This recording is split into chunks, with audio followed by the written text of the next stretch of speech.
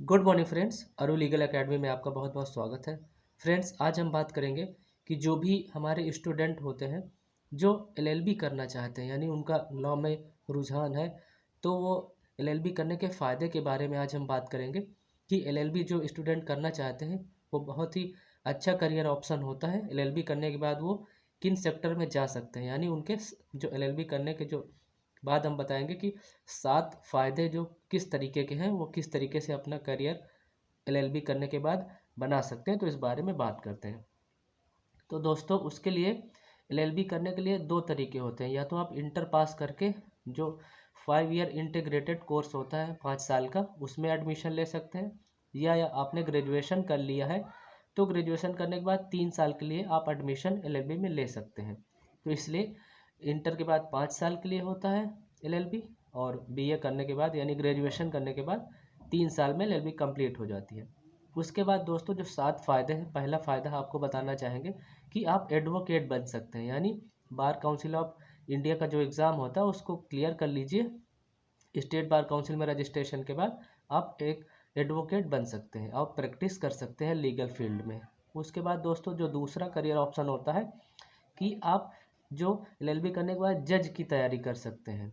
जो entry level होता है या डिस्ट्रिक्ट लेवल, जिसमें भी आप जाना चाहें, तो आप जो जज बन सकते हैं। ये भी अच्छा करियर ऑप्शन है, शानदार ऑप्शन है।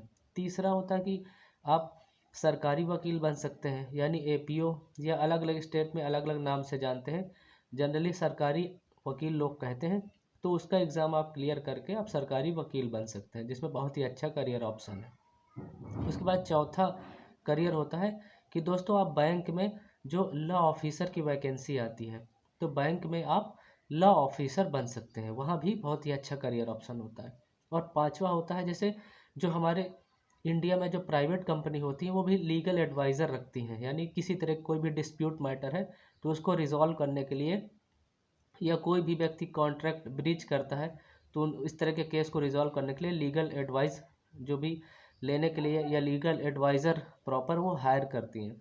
तो वहाँ पे भी अच्छा ऑप्शन रहता है, आप प्राइवेट सेक्टर में भी एज अ लीगल एडवाइज़र काम कर सकते हैं। और छठा ऑप्शन होता है फ्रेंड दोस्तों कि आप जो हमारी इंडियन आर्मी है, तो इंडियन आर्मी में जैक की वैकेंसी आती है, यानी जज एडवोकेट जनरल। तो उसमें क्या होता है कि जो लीगल वर्क होते हैं जो भी वहाँ पर, तो जैक की वैकेंसी आती है, उसमें आप अप्लाई करके आप जो जो जैग होता है, जज एडवोकेट जनरल, वहाँ पर आप जॉब कर सकते हैं। बहुत ही अच्छा गवर्नमेंट करियर ऑप्शन होता है। और सातवां जो रिक्रूटमेंट होता है, जो करियर ऑप्शन होता है दोस्तों, वो रेलवे में होता है। तो रेलवे में भी वैकेंसी आती है। जो स्टूडेंट रेलवे में जाना चाहते हैं और एलएलबी करने के बाद वहाँ भी लॉ ऑफिसर यानी लीगल एडवाइज़र के तौर पर लोग काम करते हैं, और बहुत ही अच्छा करियर ऑप्शन होता है। तो जो रेलवे से डिस्प्यूट मैटर होते हैं, उस तरह के मैटर आपको डील करने होते हैं, तो आप रेलवे में भी सिलेक्ट होकर आप बहुत ही अच्छा करियर ऑप्शन बना सकते हैं। तो दोस्तों, एलएलबी करने के बाद ये 7 तरीके के फ़ायदे हैं जो बहुत ही अच्छे करियर ऑप्शन माने जाते हैं। मैं एक एक करके फिर से आपको रिवाइज करा देता हूँ। पहला करियर ऑप्शन है कि आप एडवोकेट बन सकते हैं। दूसरा है आप जज बन सकते हैं। तीसरा करियर ऑप्शन है कि आप सरकारी वकील बन सकते हैं। चौथा करियर ऑप्शन है बैंक में आप law as a law officer काम कर सकते हैं।